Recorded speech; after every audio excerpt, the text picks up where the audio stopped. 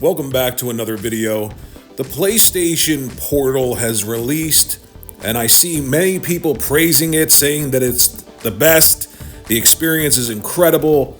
That use case scenario that most people seem to always have, that I've never had, that is incredibly niche. You know, you hear it all the time. I was sitting in my recliner and the wife and the kids wanted to watch something and I was playing Spider-Man 2 and the PlayStation Portal just made it so much better. I could play the game and the kids could watch the television. Or I was playing a violent game and I didn't want the wife and kids to see the violence, so the PlayStation Portal came in. What an amazing device. Now, that scenario is incredibly niche. Most people have more than one television, and most people who are, talking about the Portal in this way are super hardcore gamers, and they've got those video game systems hooked up to that secondary TV in that man cave or game room.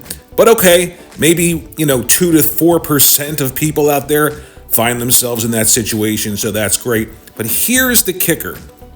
Microsoft, and I'm not a huge fan of Microsoft as a company. I have an Xbox. I've enjoyed the Xbox 360. Hell, I even enjoyed the Xbox One at launch. I thought they had some really great games, and then Microsoft became Microsoft, and everything went downhill. However, XCloud, folks, XCloud.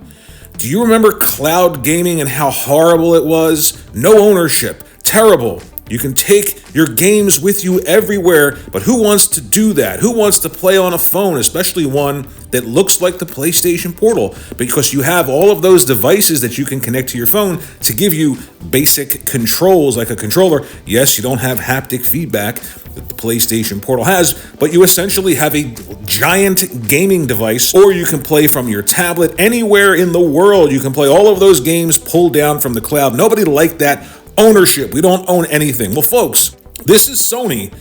This is PlayStation squarely putting one giant foot in that tub.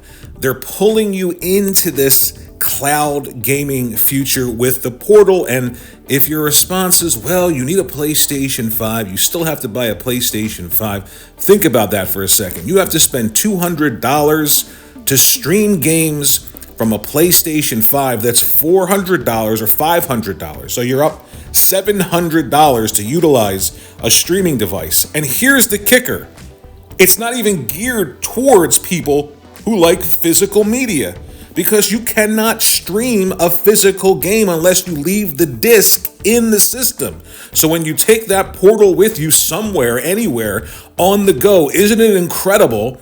If you have a physical game collection, folks, you're going to have to pick what one game you have and leave it in the system so that you can play it, because you cannot stream those physical games. They have to be in the system. But guess what?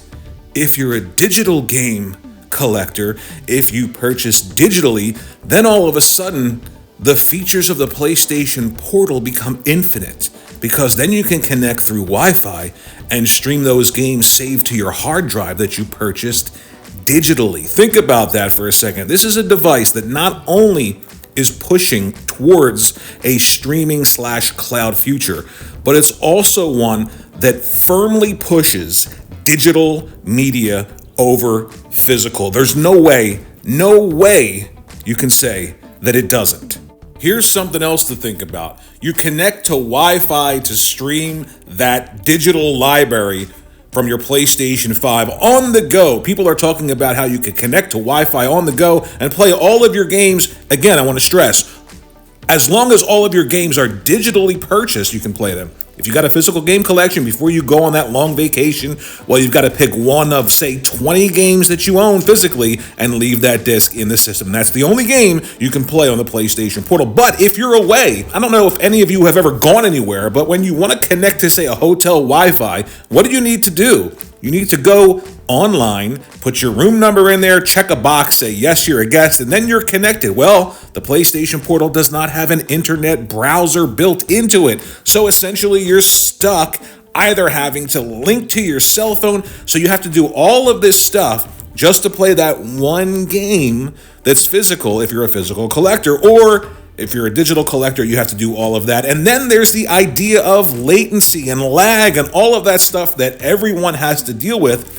that say using cloud gaming or XCloud, which, by the way, you can play all of those games in XCloud. They put them in there. You can pull them down from the cloud and play them. You don't need a physical collection. You don't need a digital collection. You just play them, folks, and you have that same problem to deal with. The latency, the lag, it's still there. So Sony is absolutely pushing their audience towards the cloud and streaming. Think about it this way. Microsoft is this big oaf taking a girl out, takes her to Burger King, throws a burger down her throat, takes her home, and just wham bam, nothing. Sony's pulling up in a limo, opening the door, taking her by the hand, putting her in.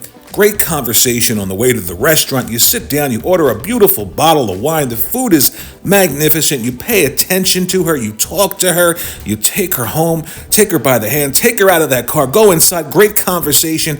But at the end of the night, you're still getting that old brajol. And it looks like a cloud, smells like a cloud. It is cloud gaming / streaming. It's the future that Microsoft wants, and this device is a signal that it's the future that Sony wants. There's no other way to look at it. You can say you got to buy a PlayStation 5. You can say the Portal is a complement to the PlayStation 5. But at the end of the day, the fact that it is a device that is solely squared at digital game collectors, it is, at the very least right now, pushing the idea of digital ownership over physical. And once that occurs, it's not a stretch to go to the cloud and streaming.